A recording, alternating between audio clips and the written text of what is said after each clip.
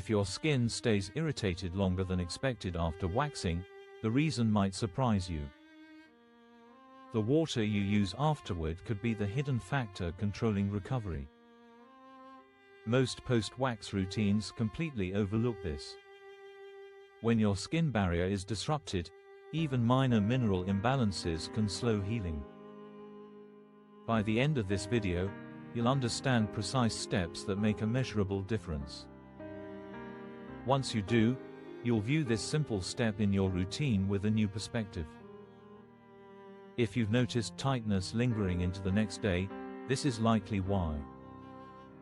Skin sensitive to grooming has fewer protective lipids.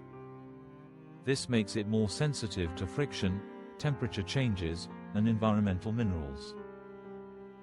The stratum corneum functions like a brick and mortar system. Lipids act as the mortar. When lipids are low, hydration escapes quickly. The acid mantle above supports microbial balance and barrier stability. Disruption increases transepidermal water loss. This may result in lingering tightness or discomfort. The mineral content in water touching compromised skin is rarely considered. Hard tap water often contains elevated calcium and chlorine. This combination can dry skin and prolong sensitivity for some. Mineral water is not beneficial just because it has minerals. What matters is the mineral balance. Waters filtered through volcanic rock, like those in Auvergne, often contain balanced bicarbonate and silica. Bicarbonate helps buffer surface pH. Silica contributes to smoother feel and calming effect. Aim for a pH range between 6.5 and 7.5. Moderate bicarbonate and detectable silica are crucial. Achieving balance, not intensity, is key. When mineral ratios align with your skin's needs, recovery feels more predictable. Later, we'll cover the exact temperature and timing for maximum benefit. First, regulate the water temperature. Use cool to tepid mineral water at 20 to 25 degrees Celsius. Lower temperatures help calm reactive nerve endings. Excess heat may prolong sensitivity. Next, apply localized compression. Soak sterile cotton in mineral water for 3 to 5 minutes. Avoid prolonged exposure, as over-soaking can soften the barrier too much. The goal is structured hydration, not waterlogging.